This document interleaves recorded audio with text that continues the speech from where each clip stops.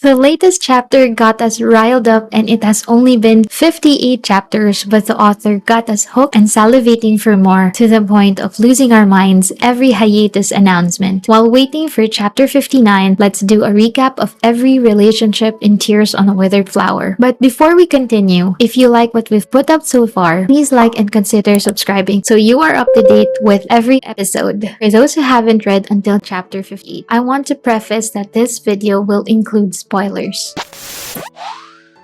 Much of the story is set in motion by Rose Guy, who we later find out is a 23-year-old Chebol heir masquerading as a man from a poor family and is obsessing over a beautiful 33-year-old divorcee named Hae Soo. The story revolves around these two central figures with relationships intertwined in mystery and riddled with intrigue. We take a look at Tae Ha's inner circle. To Hae Soo's obliviousness, Tae Ha comes from a wealthy family, with his father as the chairman of the conglomerate, who is introduced in chapter 24, named Taeju. Meanwhile, the identity of his mother is still shrouded in mystery. We have Lee Jae introduced as a new bodyguard in chapter 14. In a flashback, we discover that he was assigned to watch Taeha's every move and tasked to report back to Taeju at any instance Tae Ha acts out of character. Will Tae Ha finally have an ally through Lee Jae becoming his right-hand man, or just a pawn to Taeju's plan? We have yet to discover his role in subsequent chapters. Prior to Lee Jae's introduction,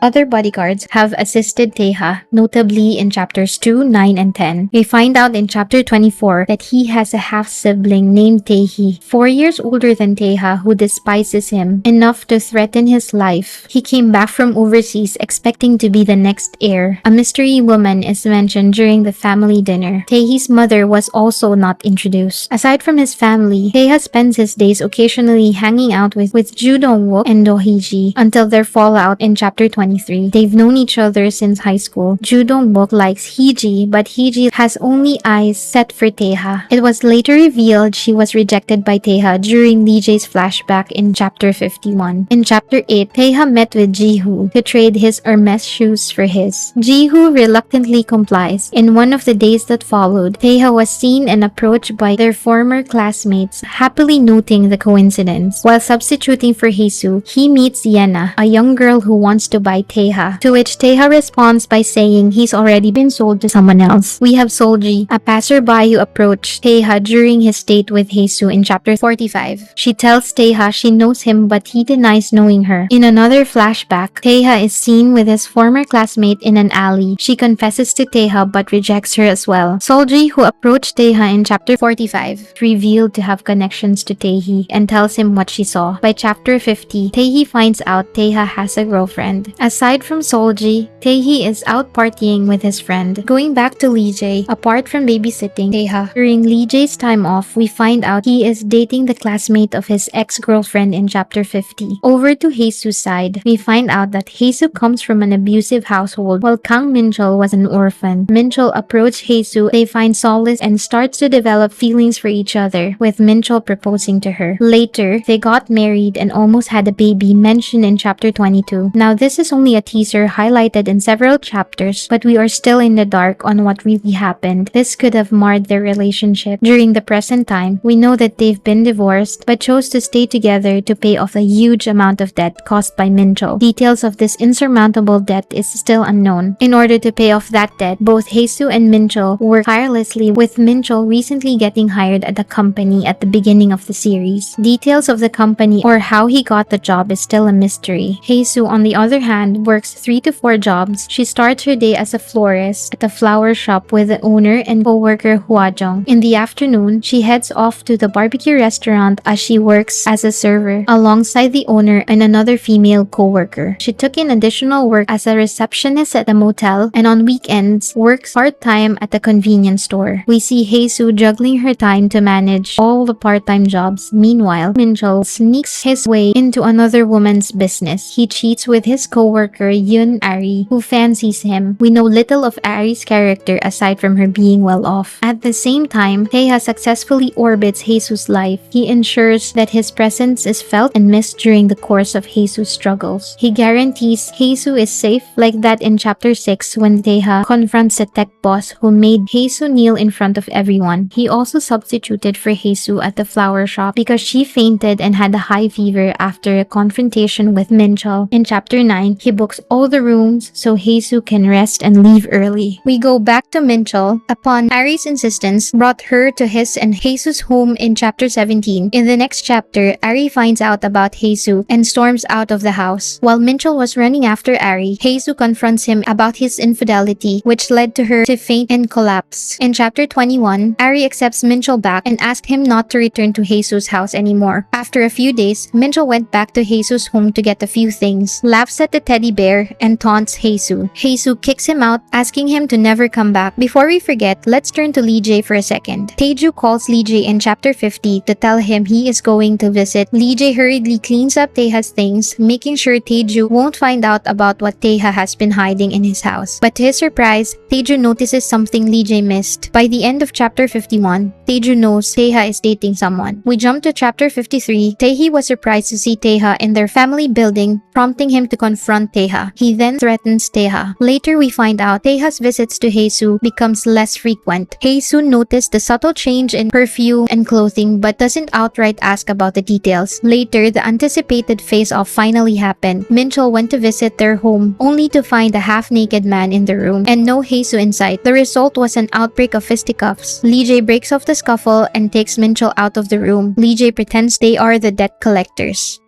And these are all the characters and relationship until chapter 58. Let me know in the comments if I missed anyone from the series. I'm going to update the video if there are new characters introduced by the end of season 1. I'm Withered, and this is Honey Clover.